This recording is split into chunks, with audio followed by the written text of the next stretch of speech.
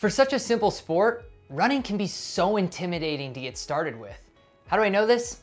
Well, man, when I was trying to break new limits and break new records for myself, I was a little bit intimidated. I didn't know where to go for the information. I wasn't able to search it, and I just wanted to know. And I get messages all the time on Instagram from new runners asking questions about marathon training, asking questions about shoes, strength training, and all these different things.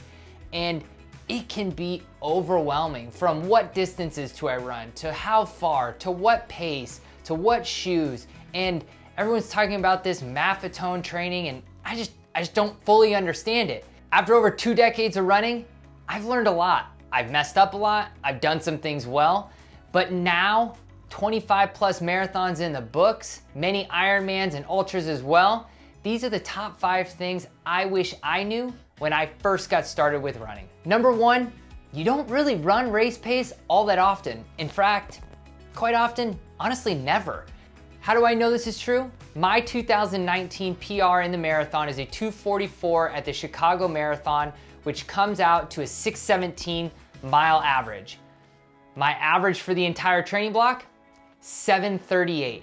And how could this be? This is because I'm doing so many of my runs at an easy pace. And for me, for that training block, it was putting it anywhere between 135 beats per minute and 145 beats per minute. I only had 2 workouts a week that would be pushing my pace close to or a little bit faster than marathon pace, depending on what the workouts were. Not to mention, my longer threshold, harder runs, they weren't even at my marathon pace.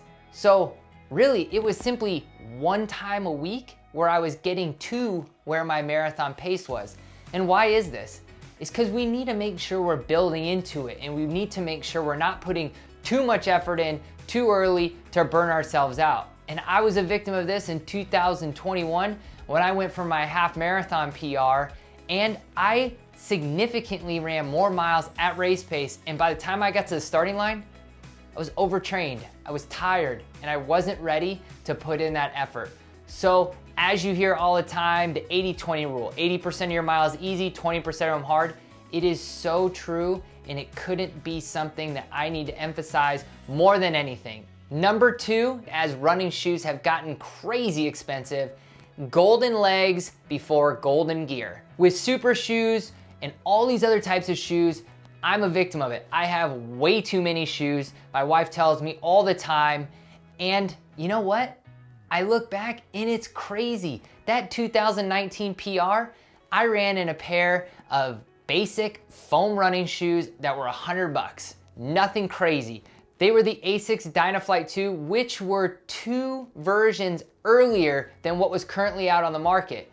And so yeah, I have super shoes now. I love them.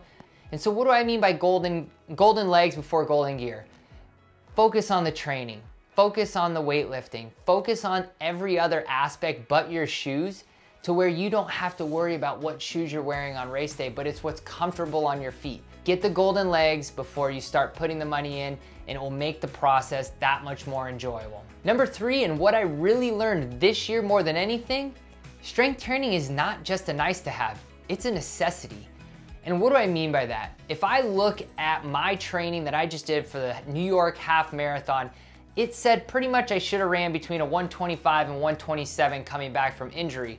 But part of this injury, I focused so much on the glutes strength, on the hamstring strength, on the core strength, and really getting that overall strength built up through lifting weights, not body weights, but physical weights, putting on some heavy weights, getting the repetitions in, and doing it consistently, minimum twice a week. Although my training pointed to a 125, 127, I ended up running a 122. I had no business running a 122, and therefore, I know that strength training has really helped with that speed. But secondarily to that, and more importantly, I'm helping myself become more injury-free by adding these weights.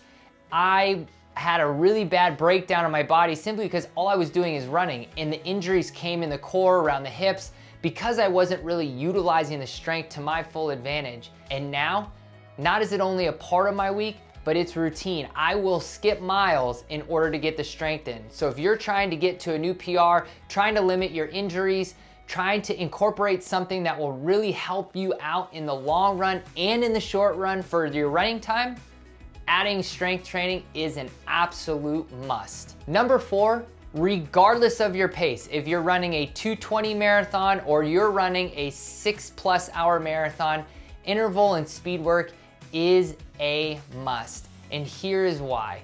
It helps break up the training and break up the monotony. As you started to put miles on, got your base training in, pick up the pace, raise that heart rate a little bit, and then migrate back to your easy run. This goes back to point number 1 in that 80-20 rule. 20% of your miles do need to be at a little bit more of an intenser pace. This could be done in the form of fartleks, which is short time on, meaning a little bit faster, short time off. Fartleks are great for that. Other intervals could be running the first part of a run easier and the second part of your run harder, a little bit quicker. That way your body's used to running at that faster pace when you're tired, like in a marathon. Don't neglect it. If you think you're not fast enough to run interval training, I will highly encourage you, find a running community, find a running coach that will help you understand the importance of this. And last but not least, and something I think should potentially be number 1, running is meant to be enjoyed. It's not meant to be endured. There are so many of us that run that will never get paid for it, including myself. I am not a professional runner. I am a professional businessman who loves to run. Therefore, it's all about the enjoyment. It's not just about chasing the PRs, which I love, but it's also about getting out there, running races with your friends, doing a running experience simply because it's fun. Not because you're gonna run the fastest time, but because it's enjoyable. Some examples, Grand Canyon, running rim to rim to rim. No race, no time, just out there running with my friends. This past month, I did the Reno Tahoe Odyssey. 12 of us jumped in 2 different vans, started from downtown Reno, ran different legs and ran all the way around Lake Tahoe back to Reno, Nevada. Where do we finish? I don't even really know. But it was one of the most fun racing experiences I've had in a really long time. So remember, it's not all about the PRs. It's not all about grinding out those miles simply to just put a time on the board, but it's meant to be enjoyed. So don't forget that as you're getting out there and getting your runs in.